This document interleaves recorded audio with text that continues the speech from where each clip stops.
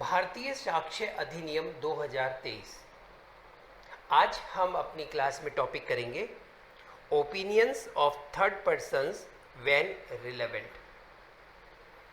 अन्य व्यक्तियों की राय कब सुसंगत है। सबसे पहले हम ये जान लें कि इस टॉपिक में जो सेक्शंस दे रखे हैं वो हैं 39 से लेके 45 तक। तो प्री एग्ज़ाम में ये भी क्वेश्चन बन करके आ सकता है, अन्य व्यक्तियों की राय कब सुसंगत है, यह बताया गया है, निम्न धाराओं में बताया गया है। तो आपका आंसर होगा 39 से लेके 45 तक। एक बात तो हमें क्लियर है कि अगर ये हेडिंग लिखा हुआ है opinions of third person when relevant, तो इसका मतलब ये हुआ opinions of third person not relevant. तो opinion of third person not relevant, ये वाली चीज क्या हो गई, ये हो गया आपका प्रिंसिपल। और opinion of third person when relevant यानी कि थर्ड पर्सन की ओपिनियन रिलेवेंट मानी जाती है।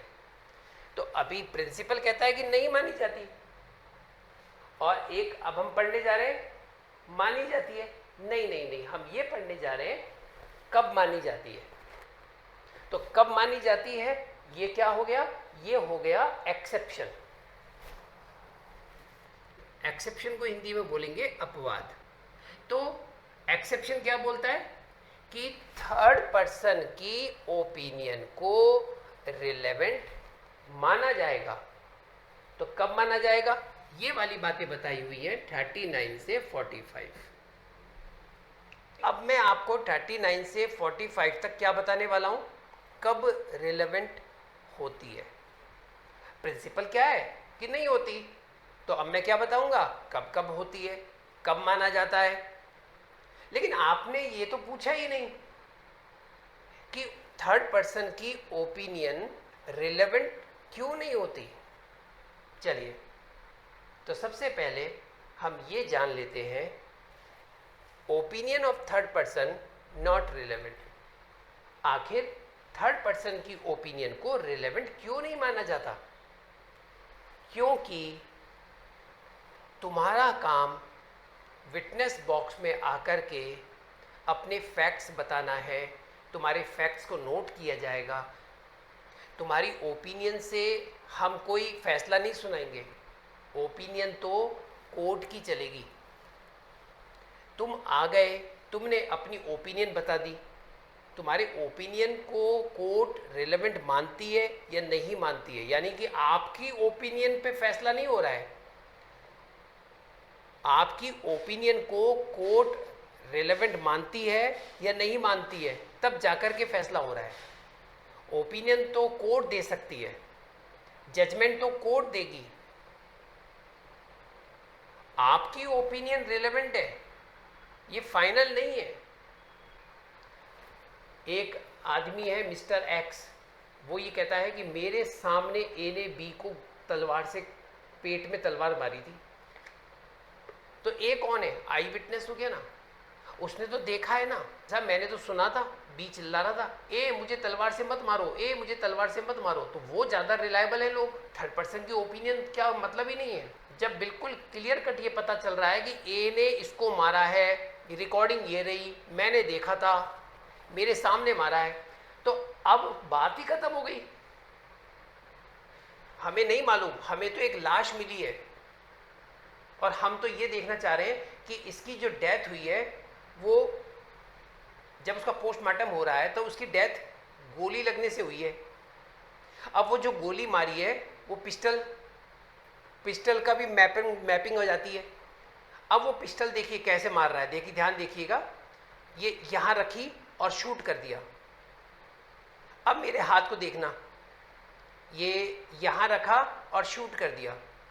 अब मेरे हाथ को और देखना, ये ऐसे किया हाथ को और शूट कर दिया। अब मुझे एक बात बताओ, अगर कोई सुसाइड करेगा तो अपने हाथ में बंदूक है, पिस्टल है, उसको इतनी दूर रख के क्यों करेगा? कोई भी अगर सुसाइड करेगा तो वो पिस्टल को अपने कनपट्टी पे यहां पर टच करेगा, और अगर हम मान भी लेते हैं तो थोड़ी सी दूर रखेगा, इतना सा बस। लेकिन पोस्टमार्टम रिपोर्ट में आया कि इसको जो गोली लगी थी वो तकरीबन 6 से 7 फीट की दूरी से लगी थी, और मामला बनाया जा रहा था कि इसने सुसाइड कर लिया। तो साफ झलक रहा है कि ये मामला तो मर्डर का है। कि पोस्टमार्टम रिपोर्ट जो आ रही है या मेडिकल रिपोर्ट जो आ रही है उसमें डॉक्टर अपनी ओपिनियन देता है। डॉक्टर ये नहीं कह सकता कि ए ने ही इसको ये मारा है, वो अपनी ओपिनियन दे सकता है। अब उस ओपिनियन को जब तक कोलैबोरेट नहीं होगी हम नतीजे पे भी नहीं पहुंच पाएंगे। जब कोर्ट किसी विषय पर अच्छी माहिरता हासिल नहीं होती है तो वह किसी की ओपिनियन लेना पसंद करता है। उसकी एक्सपर्ट, जब जज किसी मामले में एक्सपर्ट नहीं है, अब ये पता करना है कि ये तांबा है, सोना है, असली सोना है, नकली सोना है, तो जज साहब को कोई कोर्स कर रखा है क्या इसके बारे में?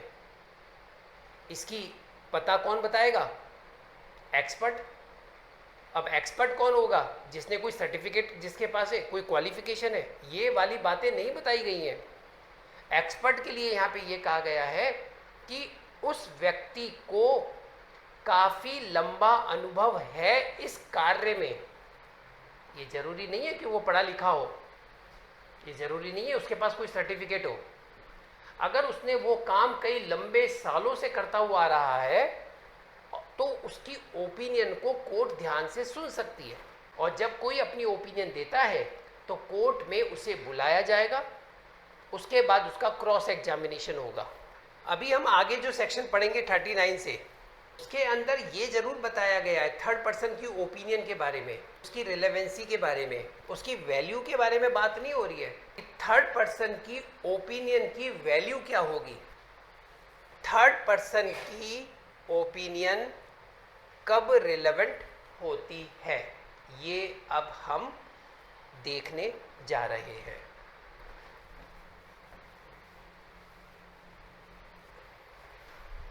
Section 39, when the court has to form an opinion।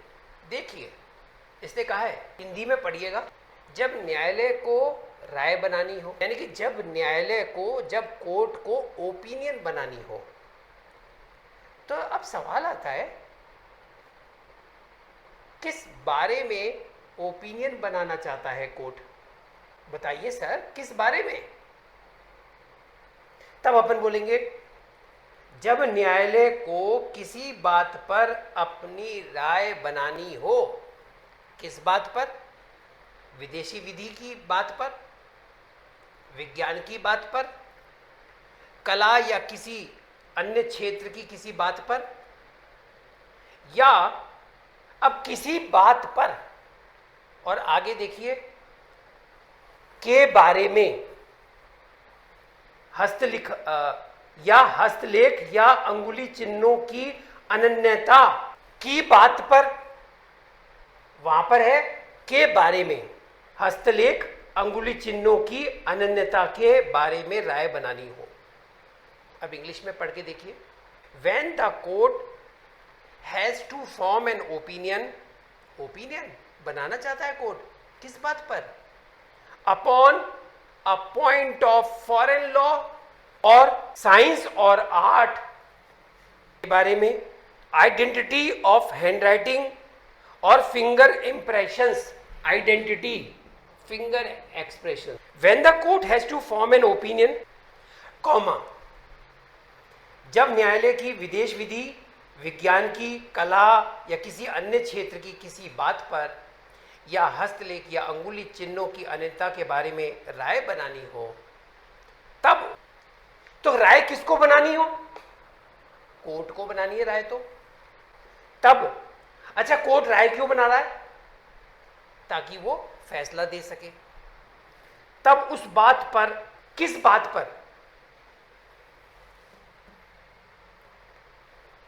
ऐसी विदेशी विधि, विज्ञान, कला, किसी अन्य क्षेत्र में या हस्तलेख या उंगली चिन्ह की अनन्यता विषयक प्रश्नों में, कॉमा, अब इंग्लिश में आइए, the opinions upon that point of persons specially skilled in such, specially skilled. अब यहां उन व्यक्तियों के बारे में बात हो रही है जो इनके बारे में स्पेशली स्किल्ड है। Such foreign law, science, art, any other identity of handwriting, finger expressions are relevant,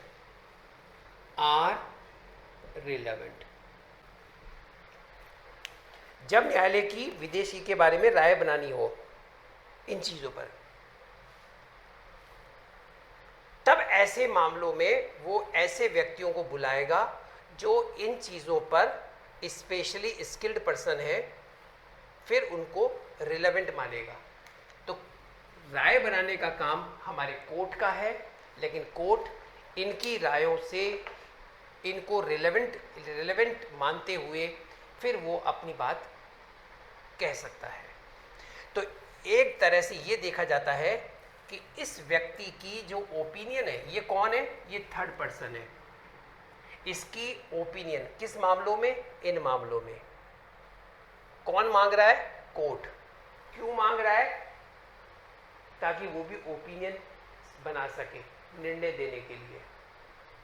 तो अब वो कोर्ट ये देखेगा कि इस व्यक्ति ने अगर अपनी कोई राय दी है तो कोर्ट उसके द्वारा दी गई राय को और अन्य साक्ष्यों के साथ कॉरोबरेट करेगा, उसको देखेगा, उसके बाद वो उनकी रायों के साथ क्या करना है, ओपिनियन के साथ क्या करना है, वो कोर्ट डिसाइड करेगा। कोर्ट को लगता है रिलेवेंट है तो फिर वो इनको एक्सेप्ट कर लेगा। एंड सच पर्सन्स, कौन से पर्सन्स, ये वाले, इन्हें क्या बोलेंगे, एक्सपर्ट्स। तो एक्सपर्ट की जो डेफिनेशन है वो 39 में दे दिया। एक्सपर्ट कहा जाएगा यदि वो लोगों के पास इन मामलों को लेकर के किसी तरह से कोई स्पेशली स्किल्ड पर्सन है इन मामलों पर, तो वो उन्हें एक्सपर्ट्स कहा जाएगा। Foreign law, science, art, any other field और any other field. Hand writing, finger expressions. चलिए अब हम इसके इलिस्ट्रेशन को देखते हैं। पहला इलिस्ट्रेशन क्या कहता है, the question is whether the death of A was caused by poison. प्रश्न यह है कि क्या ए की मृत्यु विष द्वारा कारित हुई। जिस विष के बारे में अनुमान है कि उससे कै की मृत्यु हुई है, उस विष से पैदा हुए लक्षणों के बारे में विशेषज्ञों की राय सुसंगत है। पता चला कि ये इस जहर से हुआ है। डॉक्टर ने तो बता दिया कि इसको ये वाला जहर दिया गया है। फिर हम देखेंगे कि इस तरह के जहर जब दिए जाते हैं किसी को तो उसके क्या क्या सिम्टम्स होते हैं, क्या वो सिम्टम्स इससे मेल खाए, तब हम इनकी ओपिनियन को मानते हुए फैसला सुनाएंगे कि हाँ इसकी जो डेथ हुई है वो इस जहर से हुई है। अब हमारा काम है आगे चल के ये जहर आया कहाँ से, कैसे, कौन, क्या क्या नहीं। एक बात तो क्लियर हो गई, इसकी डेथ जहर से हुई है। चलिए 39 का क्लॉज 2 क्या कहता है, When in a proceeding the court has to form an opinion on any matter relating to information transmitted or stored in any computer resource or any other electronic or digital form, the opinion of the examiner of electronic evidence referred to in 79A IT Act is a relevant fact। तो ये पुराने act के अंदर अलग से दे रखा था इन्होंने। केस लिखिए, Yogesh Singh versus Mahavir Singh and others, AIR 2016 supreme court.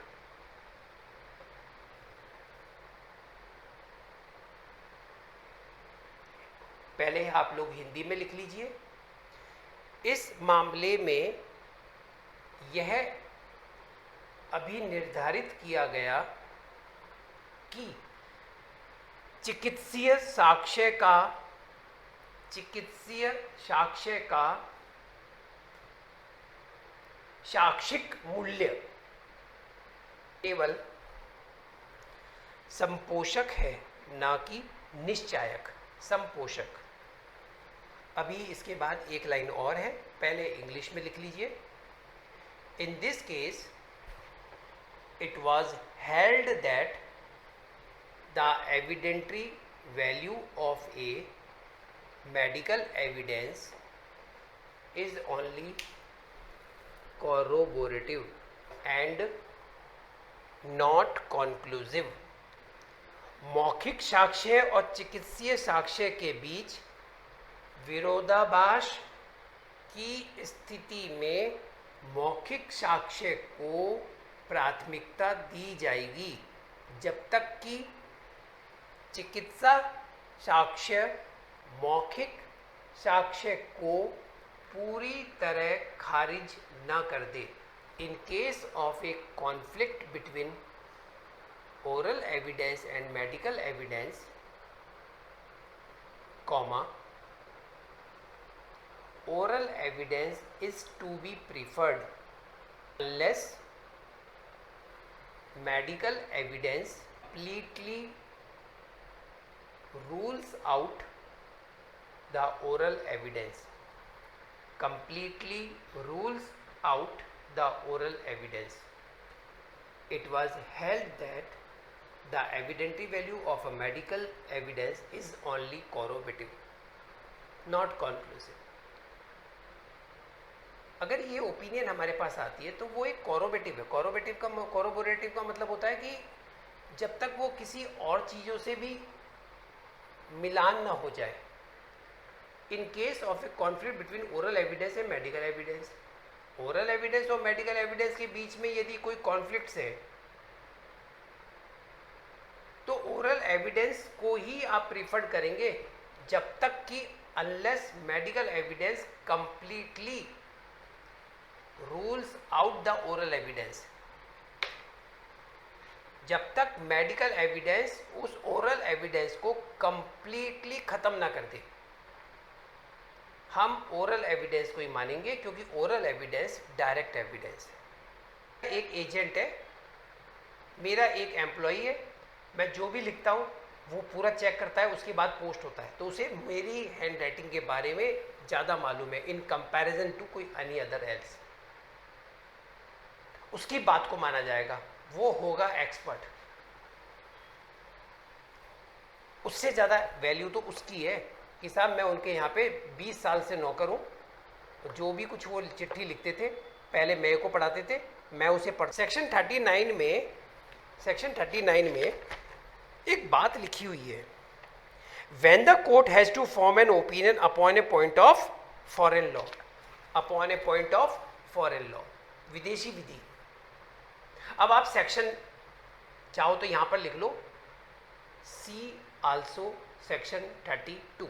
अब सेक्शन 32 निकालो। Relevancy of statements as to any law contain in law books, और सेक्शन 32 हम पढ़ चुके हैं, वहां पे हमने ये वाली बात बताई थी। आप विदेशी किसी विधि की कोई बुक है उसकी हेल्प ले सकते हो। तो यहां पर ओपिनियन की भी बात आ गई इस तरह से। एक केस है जो कई बार एग्जाम में पूछा गया है, जेएलओ में भी पूछा गया था। केस का नाम लिखिए, Abdul Razzaq versus state of Maharashtra. कुत्ते की सहायता से की गई खोज को विज्ञान का विषय मानना चाहिए। इस मामले में ये माना गया था कि कुत्ते की अगर आपने हेल्प लेकर के कोई चीज़ का पता करवाया है तो उसे कैसा एविडेंस माना गया है, यहाँ पे विज्ञान, साइंस। सेक्शन 40 क्या बात कर रहा है, facts bearing upon opinions of experts.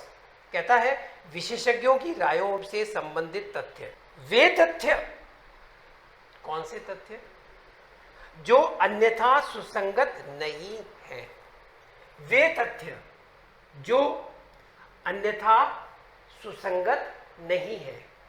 तो ये कैसे हैं, नॉट रिलेवेंट। ये क्या है, कोई फैक्ट, कोई बात, कोई तथ्य इस मामले के लिए रिलेवेंट नहीं है। लेकिन यदि वे, इनके लिए, इसके लिए बोला जा रहा है वे, यदि वे विशेषज्ञों की रायों का, ये क्या है, राय, इस मामले में राय दी है। किसकी राय है ये? ओपिनियन है एक्सपर्ट्स की। एक्सपर्ट्स ने अपनी ओपिनियन दी है इस मामले में। ये जो फैक्ट है ना, वो इस मामले के लिए रिलेवेंट नहीं है। लेकिन यदि ये किसी एक्सपर्ट के द्वारा दी गई ओपिनियन का समर्थन करते हो, इसकी राय को, यदि ये फैक्ट इसकी राय का समर्थन करता है या फिर समर्थन नहीं करता है, तब ऐसी स्थिति में ये वाला फैक्ट कहलाएगा, क्या कहलाएगा? रिलेवेंट होगा, रिलेवेंट होगा। अब इंग्लिश में देखो, फैक्ट, कैसा fact? Not otherwise relevant, not otherwise, are relevant, are relevant. कब होंगे ये relevant?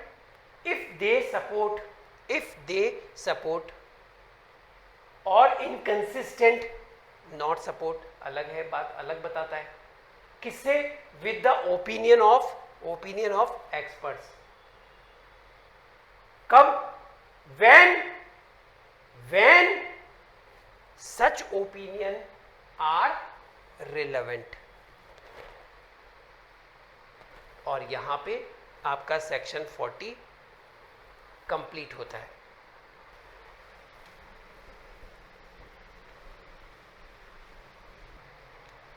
Section 41, opinion as to handwriting and signature when relevant.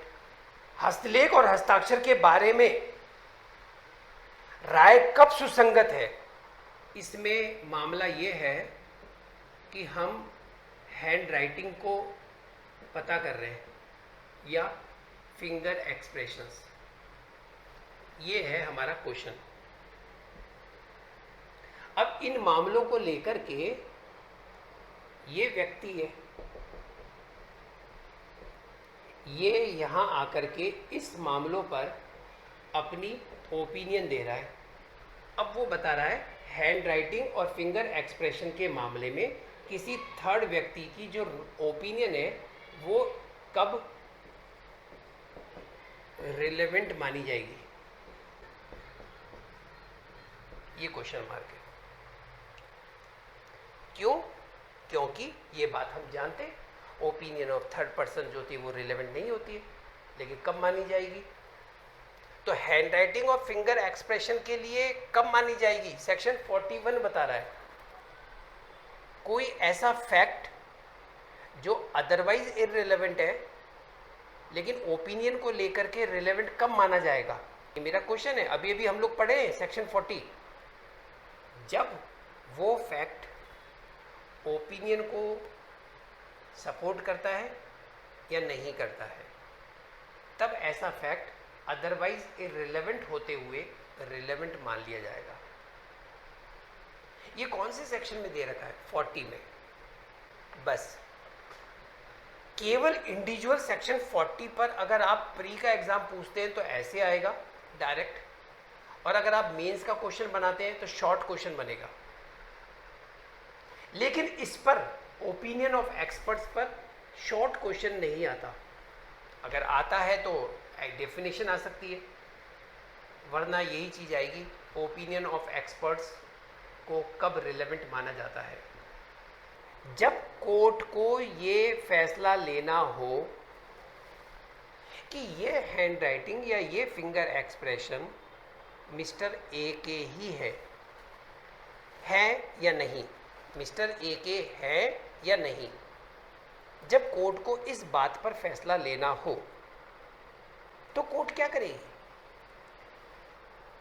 Sir अगर कोर्ट को किसी हैंड राइटिंग या फिंगर एक्सप्रेशंस के बारे में कोई राय कोई अपनी फैसला सुनाना हो कि ये मिस्टर ए का है कि नहीं है, तो वो किसी थर्ड पर्सन की ओपिनियन को लेगा। मतलब ये किसी थर्ड पर्सन की ओपिनियन को जांचेगा, किसी थर्ड पर्सन की ओपिनियन को ग्रहण करेगा, किसी थर्ड पर्सन की उस हैंड राइटिंग फिंगर एक्सप्रेशन के संदर्भ में राय लेने की कोशिश करेगा। सेक्शन 41 ने कहा जब न्यायालय को राय बनानी हो कि जब न्यायालय को ये राय बनानी हो कि कोई दस्तावेज किस व्यक्ति ने लिखा या सिग्नेचर किया है, न्यायालय को ये राय बनानी है कि ये डॉक्यूमेंट इसने लिखा है या ये डॉक्यूमेंट इसके सिग्नेचर है, तब उस व्यक्ति के हस्तलेख से जिसके द्वारा वह लिखी या हस्ताक्षर की गई अनुमानित की जाती है, तब उस व्यक्ति के हस्तलेख से, किस व्यक्ति के हस्तलेख से, ए व्यक्ति के हस्तलेख से परिचित किसी व्यक्ति की, तो ए व्यक्ति का जो हस्तलेख से जो परिचित व्यक्ति है, कौन परिचित है, मामा। ए के हस्तलेख से कौन परिचित है, मामा। तो मामा की राय लेंगे हम यहां पे। उस व्यक्ति के हस्तलेख से परिचित किसी व्यक्ति की, और बीच में जो लिखा हुआ है वो क्या बता रहा है, उस व्यक्ति के हस्तलेख से, बीच में जो लिखा हुआ है वो बता रहा है किस व्यक्ति के हस्तलेख से, जिसके द्वारा वह लिखी या हस्ताक्षर की गई अनुमानित की जाती है। इसलिए इस वाले पॉइंट को, ये जो लिखा हुआ है फ्रेज बीच में, वो केवल उस व्यक्ति के हस्तलेख से, तो किस व्यक्ति के हस्तलेख से उसको समझाया गया है बीच में। परिचित किसी व्यक्ति की यह राय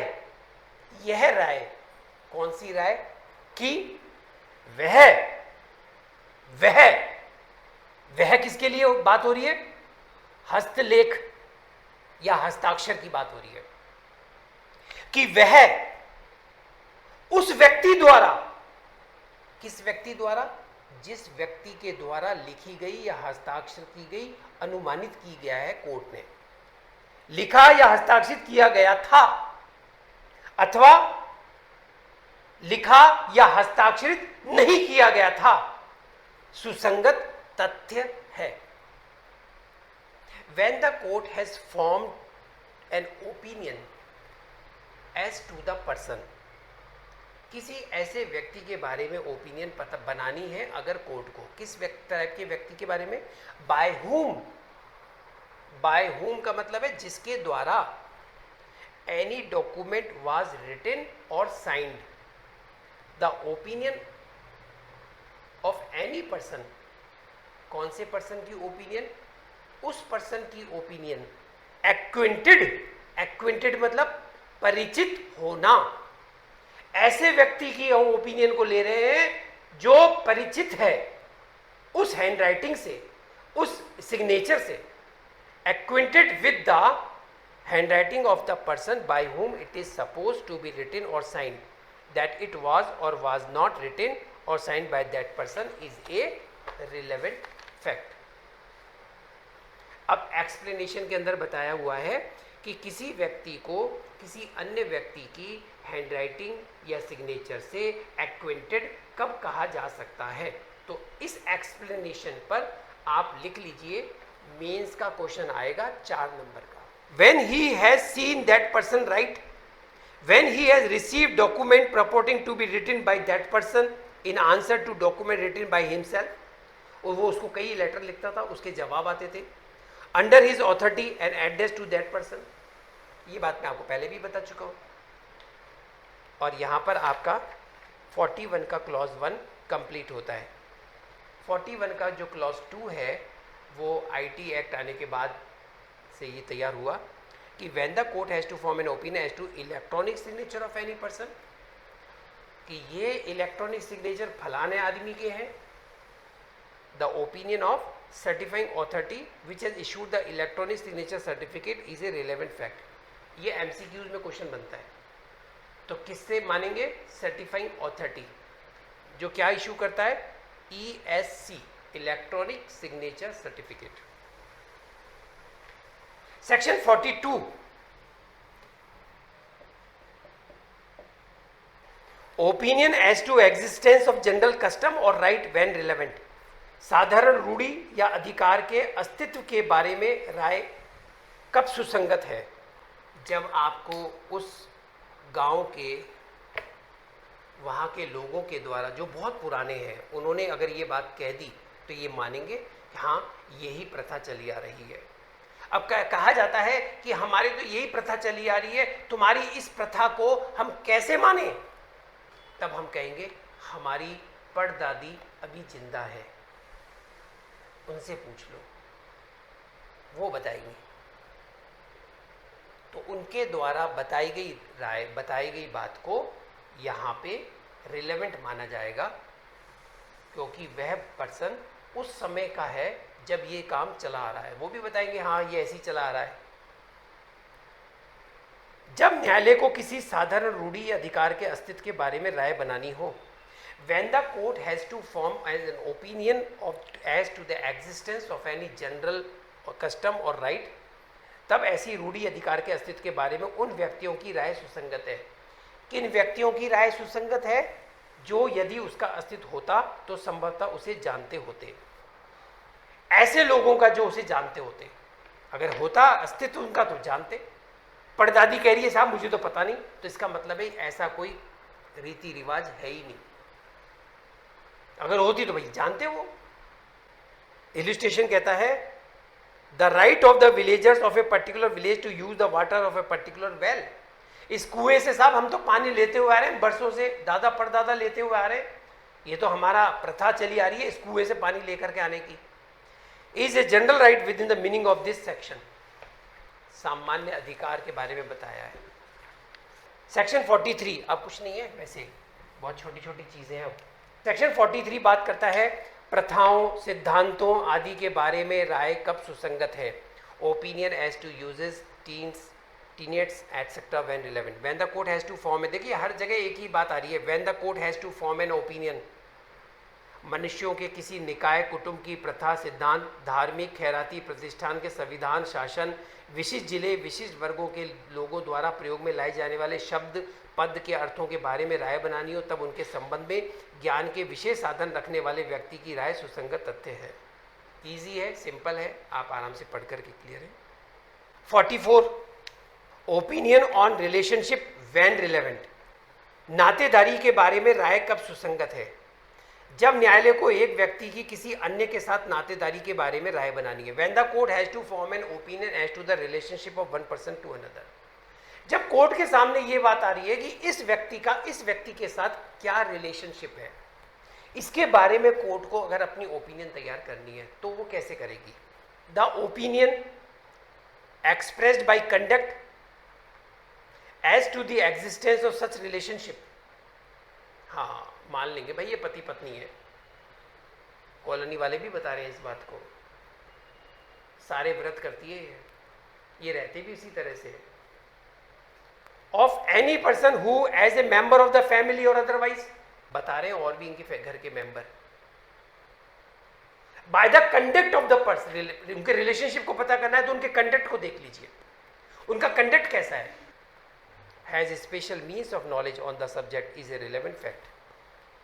जब न्यायालय को एक व्यक्ति की किसी अन्य के साथ नातेदारी के बारे में राय बनानी हो, तब ऐसे नातेदारी के अस्तित्व के बारे में ऐसे व्यक्ति के आचरण द्वारा अभिव्यक्त राय, आचरण बाय द कंडक्ट, क्या ये पति पत्नी है, क्या ये मित्र है, क्या ये दोस्त है, क्या ये मकान मालिक किराएदार है, तो उनका कंडक्ट को देख करके आप बता सकते हैं। जिसके पास कुटुंब के सदस्य के रूप में उसका कोई मेंबर या अन्यथा उस विषय के संबंध में ज्ञान के विशेष साधन है, या फिर कोई और पर्सन, सुसंगत तथ्य है। परंतु भारतीय विवाह विच्छेद अधिनियम के अधीन कार्रवाइयों में या भारतीय न्याय संहिता 2023 की धारा 82-84 के अधीन अभियोजनों में ऐसी राय विवाह साबित करने के लिए पर्याप्त नहीं होगी। ये एक एक्सेप्शन है, इसको आप देख लेना। इसके इलस्ट्रेशन को देख लेते हैं। The question is whether A and B were married. प्रश्न ये है कि ए और बी क्या मैरिड है। The fact that they were usually received and treated by their friend as husband and wife is relevant. उसके दोस्त कहेंगे हाँ साहब जब भी हमने लोगों ने बुलाया तो ये पति पत्नी है, हम जब भी आए हैं, हमने सेलिब्रेट किया है, करवा चौथ सेलिब्रेट करते हैं तो साथ आए, साथ इन्होंने ये किया वो किया। प्रश्न ये है कि क्या A was the legitimate son of B, क्या ये इसका जायज औलाद है? The fact that A was always treated as such members of family is relevant. क्या ये इनकी वास्तव में इनकी औलाद है? ये ए इन्हीं का बच्चा है? पहले ये बताओ कि ये इनके माता पिता जानते हो? हाँ हाँ साहब मालूम है बिल्कुल। ए इनको ना दादा दादी कहता है, अच्छा, और चाचा चाची कहता है, हाँ फिर तो ठीक है, ये इन्हीं का बच्चा होगा। तो कंडक्ट से पता चलता है रिलेशनशिप। ये एमसीक्यूज का क्वेश्चन है जो इस तरह से पूछा जाता है। अगर कोर्ट को ये ओपिनियन बनानी है कि दो व्यक्तियों के बीच के रिलेशनशिप को, तो कैसे करेगी? Bye the conduct. ऐसे लोगों की राय लेगी जो उनके कंडक्ट के बारे में बताते हो। Last section 45, grounds of opinion when relevant. राय के आधार कब सुसंगत है? जब कभी किसी जीवित व्यक्ति की राय सुसंगत है तब वे आधार भी जिन पर वे आधारित है सुसंगत है। Whenever the opinion of any living person is relevant, section 45 कहता है whenever the opinion of any living person is relevant, the grounds on which such opinion is based are also relevant. राय कब सुसंगत है? हम क्या पढ़ रहे हैं? थर्ड पर्सन की राय कब सुसंगत है? और सेक्शन 45 क्या कहता है? थर्ड पर्सन की जो राय है जिसे हम सुसंगत मान रहे हैं, उसने अपनी ये राय किस आधार पर दी? ये थर्ड पर्सन जो राय बता रहा है, जो राय दे रहा है, वो किस ग्राउंड्स पर दी, ये उनकी बात कर रहा है। Grounds of opinion when relevant. Opinion when relevant, 45 कहता है grounds of opinion. Opinion when relevant नहीं, grounds of opinion when relevant. तो इसने कहा जब कभी किसी जीवित व्यक्ति की राय सुसंगत है, वो व्यक्ति जिंदा है, उसकी ओपिनियन को आप रिलेवेंट मान रहे हैं, तब वे आधार भी जिन आधारों पर उसने अपनी ये राय दी है, जिन पर वह आधारित है, सुसंगत है। अगर आपने इसकी ओपिनियन को रिलेवेंट नहीं माना तो जिन ग्राउंड्स पर इसने ओपिनियन दी वो ग्राउंड्स भी रिलेवेंट नहीं है। ये तो सिंपल सी बात है। ऐसा नहीं हो सकता कि आपने ओपिनियन को तो मान नहीं रहे, ग्राउंड्स को मान रहे हो। अरे भाई कैसी बात कर रहे हो? ग्राउंड्स, जिन ग्राउंड्स पर उसने ओपिनियन दे रहा है, ओपिनियन को तो आप मान नहीं रहे, तो ग्राउंड्स को कैसे मान लोगे? ऐसा थोड़ी ना होता है। उस पर्सन की ओपिनियन को आपने अगर रिलेवेंट माना है तो ग्राउंड्स भी रिलेवेंट है। तो यहां पर opinion of third person when relevant section 39 से 45 तक कंप्लीट होता है। Thank you very much.